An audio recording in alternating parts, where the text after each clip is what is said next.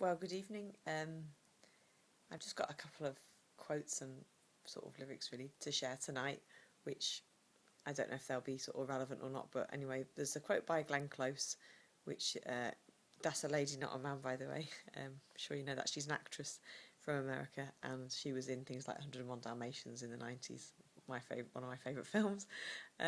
She was Cruella de Vil in that, and I don't know what her experience of it is, but she's done a quotation here, which is explains why people don't want to spend time talking with or being around, maybe, or like to try and forget a bit about, like we talked about, the mentally ill being sort of shoved away and forgotten about in the last post. So this one says, the mentally ill frighten and embarrass us, and so we marginalise the people who most need our acceptance. What mental health needs is more sunlight, more candour, that's honesty, more unashamed conversation. So I like that because this is like the idea of me doing a blog. People might look at what I'm doing and think, hang on, you're recording messages publicly on YouTube. You're then posting that YouTube onto your Facebook, but a lot of people can see it.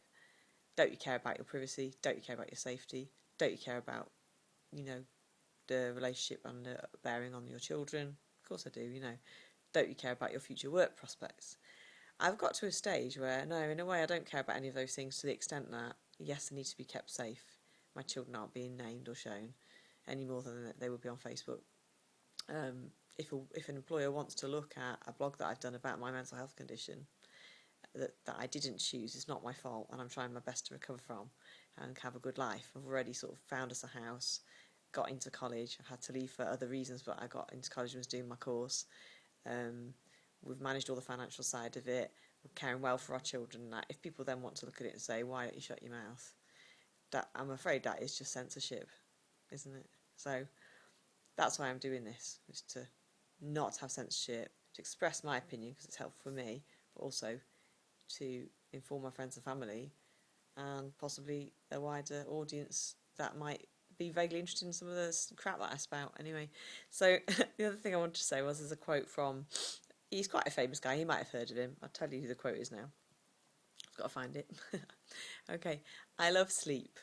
My life has a tendency to fall apart when I'm awake. And that's Ernest Hemingway, who's now died, and he's a very famous writer from America from the 1900s. And yeah, my life doesn't fall apart when I'm awake, but this is the thing about depression sufferers or bipolar sufferers, is this sense of not being in control and things being led by emotional factors and mood swings being in control of you, which is why they give you medication in bipolar called mood stabilizers, which I'm not knocking the fact you get medication to help regulate the moods. So there's that. I also found a poem which is by Sylvia Plath, and anybody who's ever, I studied English at university the first time around, English literature, and Sylvia Plath was married to a guy called Ted Hughes, who a lot of people have heard of, who used to be the poet laureate in Great Britain, and he was a famous writer who wrote a book called The Iron Man, which is for children, and a lot of poetry. And he married an American lady called Sylvia Plath. Now, she died in unfortunate circumstances. She committed suicide when she was 31 in the 1960s. She was very depressed, but she was also a prolific writer and very talented. And she had two young children at the time she died, which is really terrifically sad. And I'm happy to say I've never had those down symptoms of wanting to harm myself or kill myself. That's not something that's come into my bipolar, but a lot of people who have bipolar do have that downswing at some point. So that's why they have antidepressants and things like that. But yeah, Sylvia Plath wrote this poem. It's called The Applicant. So I'm just going to read it. And in my crazy mixed up mind, what it links into is the idea of being very isolated and alone when you've got bipolar, and the relationships either not forming or not being sustained. Marriages breaking up, you lose your kids. There's a lot of problems for bipolar sufferers in maintaining wholesome relationships that are going to give them a good network of support. I'm lucky I've got my network back, and I'm in a family unit again now with my husband I've been married to for 10 years, my our three sons, and I have a stepson. So, I'm lucky I've got somebody to talk to every day, and children to keep me on, on my toes, and makes me happy. It's not always like that for people that suffer from bipolar. They've got very complicated personal relationships as well. So, here's the poem, The Applicant.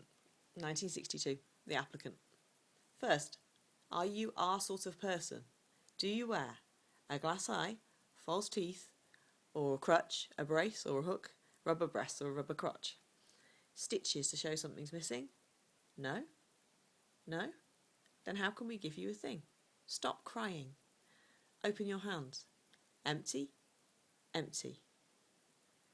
Here is a hand, to fill it and willing, to bring teacups and roll away headaches, and do whatever you tell it. Will you marry it? It is guaranteed. To thumb shut your eyes at the end, and dissolve of sorrow. We make new stock from the salt. I notice you are stark naked. How about this suit? Black and stiff, but not a bad fit. Will you marry it? It is waterproof, shatterproof, proof against fire and bombs through the roof. Believe me, they'll bury you in it. Now your head, excuse me, is empty. I have the ticket for that. Come here, sweetie, out of the closet. Well, what do you think of that? Naked as paper to start, but in 25 years she'll be silver. In 50, gold. A living doll. Everywhere you look. It can sew, it can cook, it can talk, talk, talk. It works, there is nothing wrong with it. You have a hole, it's a poultice. You have an eye, it's an image. My boy, it's your last resort. Will you marry it? Marry it. Marry it. And that's the end of the poem. My belief is what she's trying to say there is that people find their identity through getting married, having children, setting up a home. It could be work. You know, everybody's got something they say. I'm a wife, I'm a mum, I'm a stepmom. I've worn these hats myself. I'm a teacher. I was a teacher for a while, adult ed. Or I work in sales or whatever they do. And Sylvia Plath there is saying, you know, come on, the woman gets her identity through being married to the man and through providing everything for him. And I suppose in those days that was a social expectation. In the 60s it was, you know, this is how you'll be in your marriage, until we had more advances into women working and holding bank accounts, voting and holding property. That was how a woman getting married at a time would find her identity, and it's still the same today. And to some extent anyone could look at their own life and say, yeah, I did that for that reason. I didn't, but I think the way it connects into bipolar is, how do you beat the sense of isolation? You know, I talk to a camera, I'm talking to YouTube, okay? And there'll be people viewing this on my Facebook I haven't seen personally in 20, 15, 10, sometimes even up to 30 years, you know, people I've grown up with from being small. Do they need to know all this crap? Do you know what I mean? Do they need to know all this personal information? No, but it's cathartic for me, it's therapeutic for me. It's not doing any harm to them. It might inform them of something they didn't know. It might entertain somebody.